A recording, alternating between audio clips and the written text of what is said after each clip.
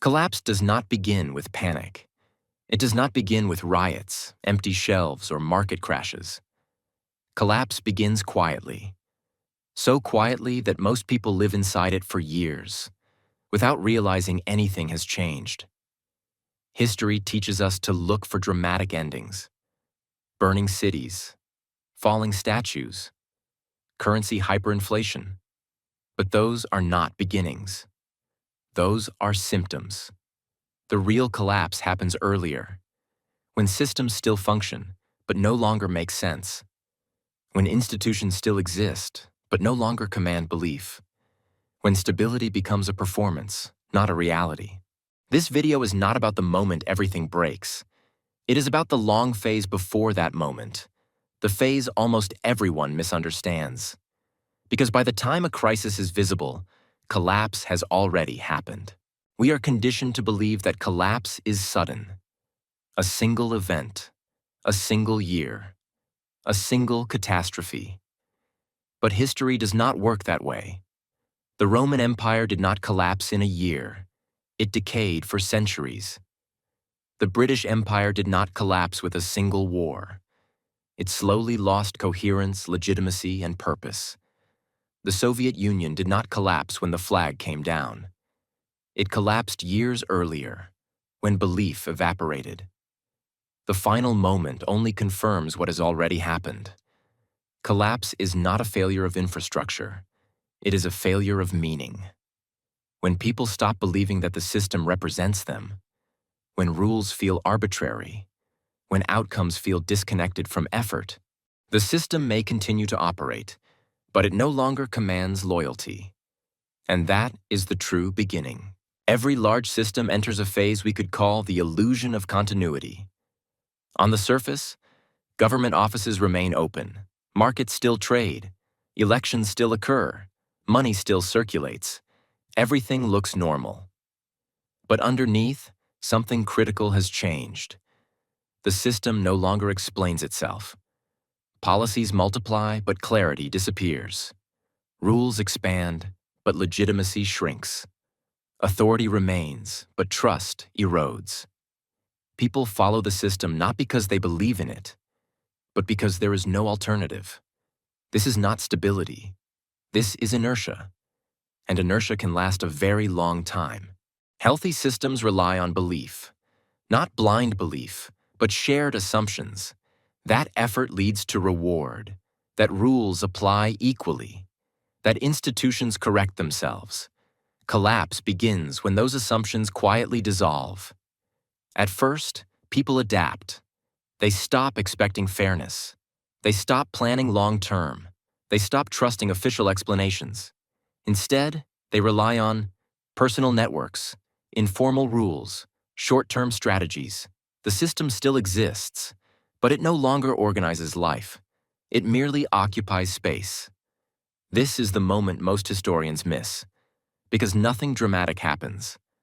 But everything important has already changed.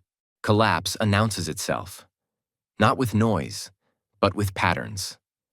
There are 4 signals that appear again and again across history. Signal 1. Administrative overload. As systems weaken, they compensate with complexity. More laws, more regulations, more procedures. But complexity does not fix failure. It hides it. When a system cannot enforce simple rules, it creates complicated ones. When accountability disappears, paperwork multiplies. This is not progress. It is camouflage. Signal 2. Debt without narrative. Debt itself is not new. But when debt grows without explanation, when it is no longer justified, debated, or contextualized, something is broken. People stop asking, why do we owe this? Who benefits? How will this end? Debt becomes background noise. And when debt becomes normal, the future becomes irrelevant. Signal 3. Elite detachment. In stable systems, failure has consequences. In decaying systems, consequences become selective. Decision-makers are insulated. Errors are absorbed by the public. Responsibility is diffused. Elites begin to live in a different reality, one where policies do not touch them. This is not conspiracy. It is structure. And it always ends the same way. Signal 4. Cultural distraction. As systems lose legitimacy, distraction increases, not by accident, but by necessity. Entertainment replaces meaning. Outrage replaces understanding. Noise replaces dialogue. The goal is not to convince, it is to exhaust. A distracted society is easier to manage than a coherent one, but far less stable. If collapse begins so early, why does it take decades? Because humans adapt. We normalize decline. We adjust expectations downward. We redefine normal. What once felt unacceptable becomes routine. What once caused outrage becomes background. Modern systems exploit this adaptability. They do not break dramatically. They degrade gradually. And gradual decline does not trigger survival instincts. It triggers resignation. People constantly compare the present to the past. Rome fell. Empires collapse. This has happened before. But modern systems are different in one critical way. They are deeply interconnected. They do not fall apart. They hollow out.